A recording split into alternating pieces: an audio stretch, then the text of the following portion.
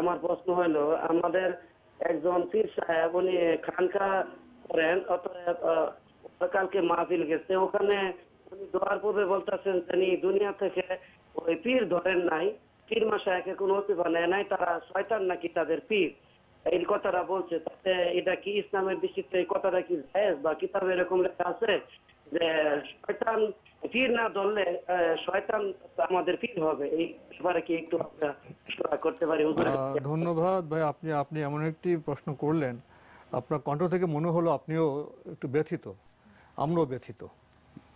কারণ ইসলাম আমরা শিখবো তো আল্লাহর বাণী থেকে, নবী সাল্লাল্লাহু আলাইহি ওয়াসাল্লামের সুন্নাহ থেকে। নবী সাল্লাল্লাহু আলাইহি ওয়াসাল্লাম শেষ হজের ভাষণে কি বলেছেন? বিদায় হজের ভাষণে মুসলিম উম্মার প্রতি কি বলেছিলেন? যে যতদিন তোমরা পবিত্র কোরআন এবং সুন্নাহ আঁকড়ে ধরবে তোমরা বিভ্রান্ত হবে না।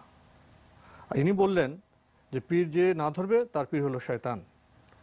রাসূল সাল্লাল্লাহু আলাইহি ওয়াসাল্লাম কি পীর ধরার কথা বলেছেন?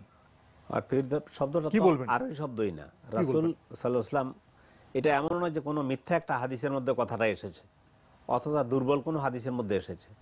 তো এই কথাটাই একটা মানে এর মধ্যেই জাহিলিয়াত রয়েছে কথাটার মধ্যে। কেন পীর শব্দটার অর্থ হচ্ছে অগ্নি উপাসক, আর পীর শব্দের অর্থ এটা আরবি ভাষা নয়, আরবি ভাষা নয়, আর আরবি ভাষা নয়, এটা পার্সিদের বিষয় চলে আসে, পার্সিয়ান বিষয়ে চলে আসে। তো অগ্নি উপাসকদের যিনি পাদ্রী তাকে পীর বলা হয়। আর হলো বয়োবৃদ্ধ লোককে পার্সিতে পীর বলা হয়, তার বৃদ্ধতা। এখন রাসূল সাল্লাল্লাহু আলাইহি ওয়াসাল্লাম যদি কথাটা বলতেন তাহলে আরবি কি হবে, কি দাঁড়াবে? আল্লাহ রাসূল এই ধরনের কোনো কথা বলেননি। ইসলাম কোরআন সুন্নাহর মধ্যে এই ধরনের কোনো কথা নেই।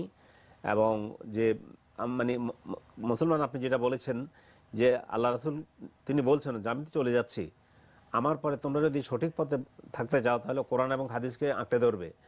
এখন ওনার কথা বলা দরকার ছিল যে কোরআন সুন্নাহকে আঁকড়ে যদি না ধরা হয় তাহলে কিন্তু ইসলামের উপরে মৃত্যু হবে না, এটা বলা যেতে পারে। কিন্তু পীর না ধরলে তার পীর শয়তান, এটা নাউজুবিল্লাহ মিন জালিক, এটা নিজের বানানো এবং বক্তব্য, ইসলামের বক্তব্য নয়, নিজেদের বানানো বক্তব্য। প্রসঙ্গত আমাদের সামাজিক প্রেক্ষাপটে একটি বিষয় আপনার সামনে পেশ করতে চাই। কেউ যদি এমন হন যে তিনি আল্লাহর বাণী এবং রাসূলের সুন্নাহ প্রচারের জন্য শিক্ষকতা ভূমিকা অবতীর্ণ হন, দেখি অনেক সময় গ্রামে বা বিভিন্ন জায়গায় একজন লোক তিনি নিজের কোনো তরিকা আবিষ্কার করেন না, উনি গ্রামের লোকজন বা ওনার সমাজের লোকজন লেখাপড়ায় অগ্রসর কম, ইসলাম সম্পর্কে কম জানেন, সেক্ষেত্রে কোনো বয়োবৃদ্ধ ব্যক্তি যদি শিক্ষকের ভূমিকা অবতীর্ণ হয়, ইসলামের বাণী প্রচার করেন, লোকদের হেদায়েতের চেষ্টা করেন, এই কাজটি কি ঠিক আছে? অবশ্যই এটা তো ঠিক আছে, ঠিক আছে, এটা ঠিক আছে। মানে পীর যদি শিক্ষক হন, জি, পীর শব্দের অর্থ যদি শিক্ষক বলা হয় তাহলে শিক্ষকের রাস্তায় যেতেই হবে, আমাদেরকে জ্ঞান অর্জন করতেই হবে। জি।